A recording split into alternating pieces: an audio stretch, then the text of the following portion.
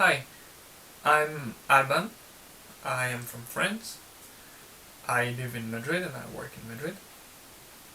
I'm an amateur pianist. I'm not a professional level. And I am just someone who has rediscovered the world of music not too long ago. And I'm really proud about it. I started as a kid when I was around 8, I guess, and in a school of music of my small town, and I studied until I hit teenage, where you have better things to do than at the age of 15, 16. You have better things to do than going to see your old piano teacher.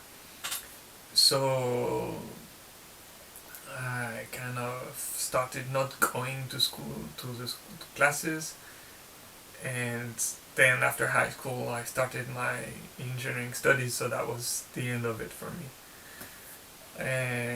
Although during my studies I played the guitar, I played a little bit of harmonica, and it was more fun to play that in a band than I was in a band.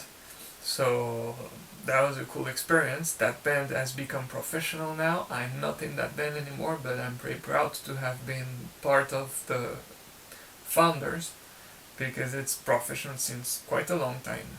And I left before it went professional because I had to work and I changed city.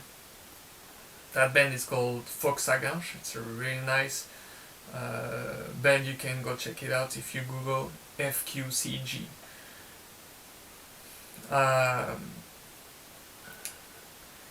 So after stopping piano for almost 20 years, I jumped back into it about 18 months ago, and it was a great decision.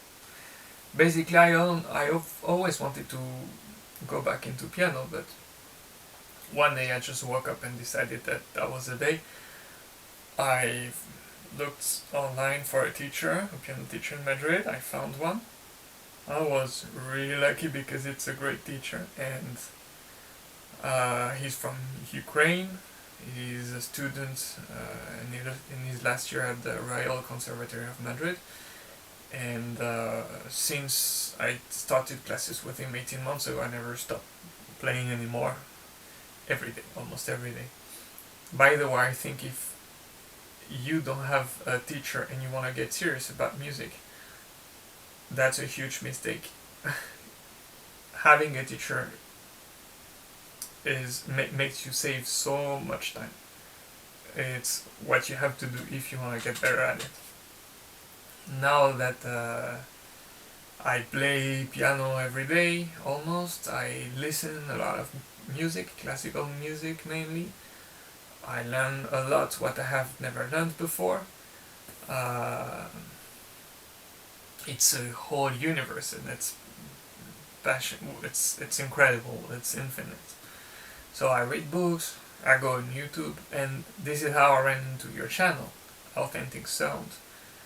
And I thought it was really interesting how deep you go in your researches, how you must be spending countless hours trying to find evidence on how our great composers used to play.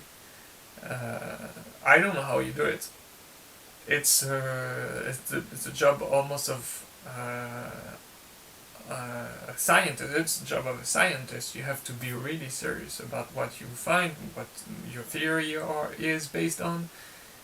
I think you're doing a great job. I am no one to say if you are right or wrong.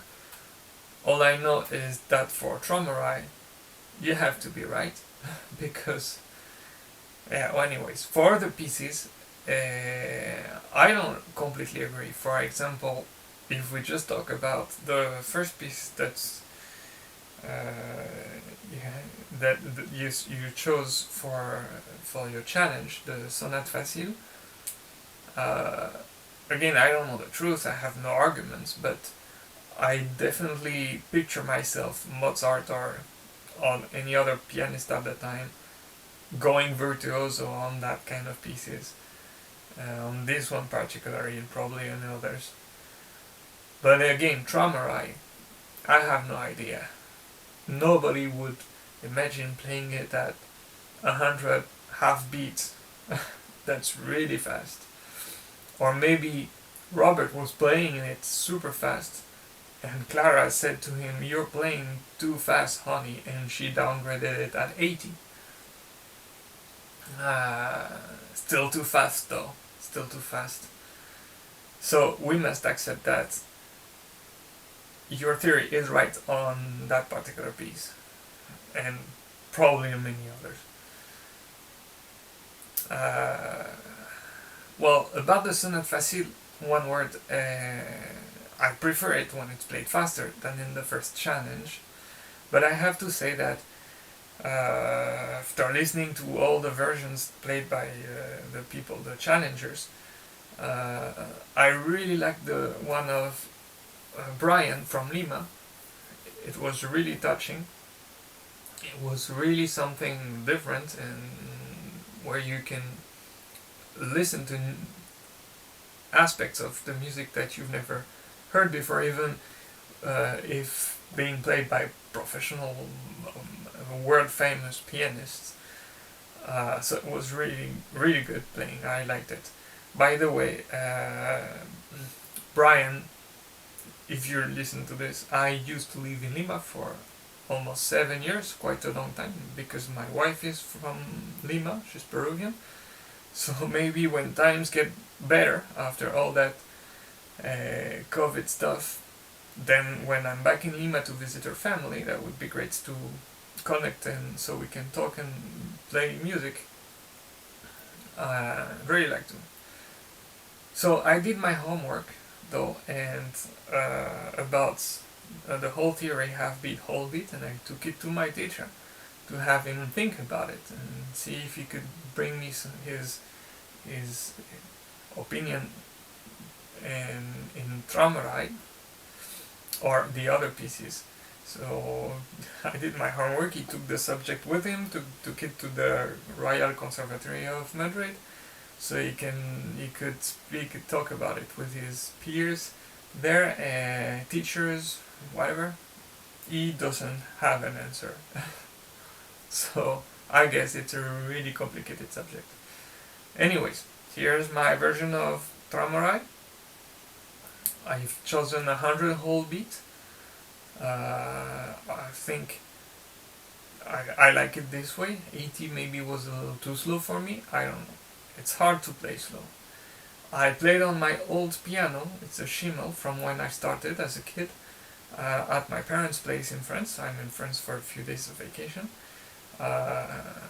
This piano, it's really tough to make it sound piano and not fortissimo, so it was hard for me, but I'm not used to it anymore. But really, really nice to record myself, thanks to your challenge. I recorded it with my cell phone, so maybe the sound is not great. I apologize for this. When I try to record at my place, I have a digital piano, so the sound is better. Because I take it directly from the output of the piano. Anyway, thank you very much for your great idea of the challenge. And keep it up, guys.